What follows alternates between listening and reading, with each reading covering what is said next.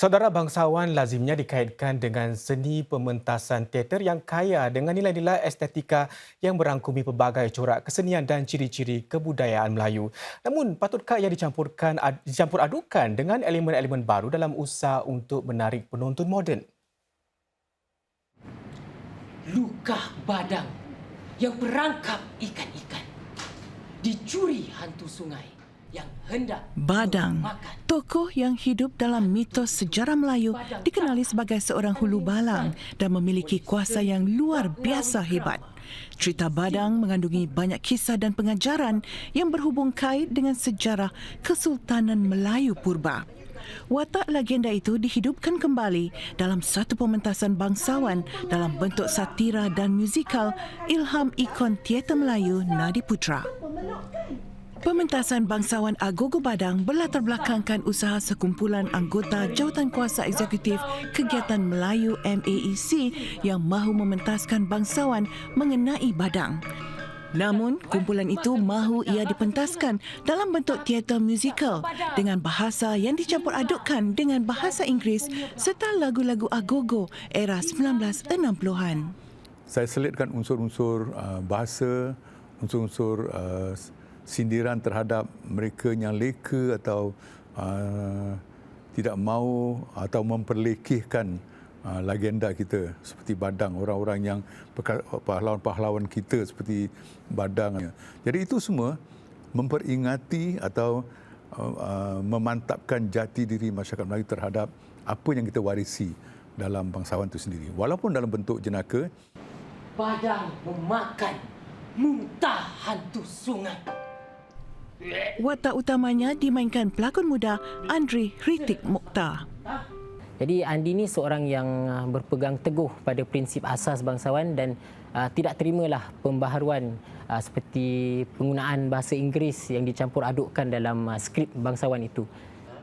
Aku nak jadi Badang! Pelawak veteran Yusof Marwi berlakon sebagai pengerusi MAEC yang mengubah jalan cerita klasik itu. Bangsawan tradisional seperti mana kita tahu ada raja, ada permaisuri, dayang-dayang, ada jin dia dan sebagainya.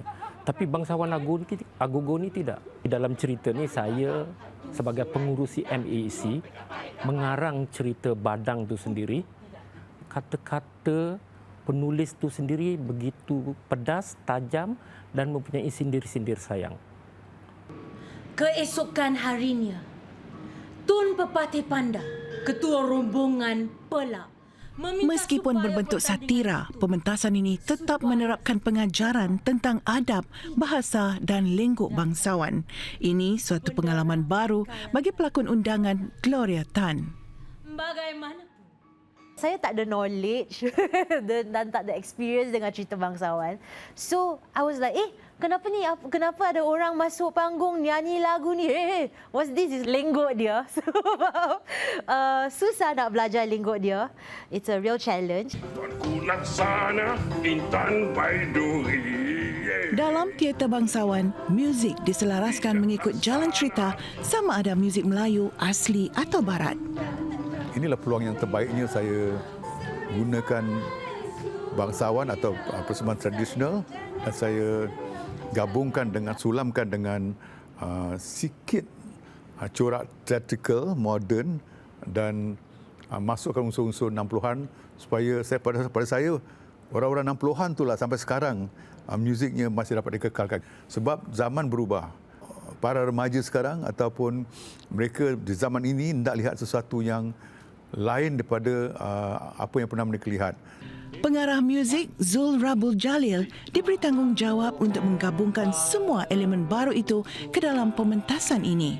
Kalau bangsawan bila kita bernyanyi, kita harus fikirkan tentang cerita tersebut, bangsawan tersebut. Kita tak boleh nyanyi mengikut cita rasa kita sendiri. Kita harus tengok skrip, belajar skripnya dan kita harus pastikan yang pendengar boleh mendengar dan memahami apa yang kita sampaikan.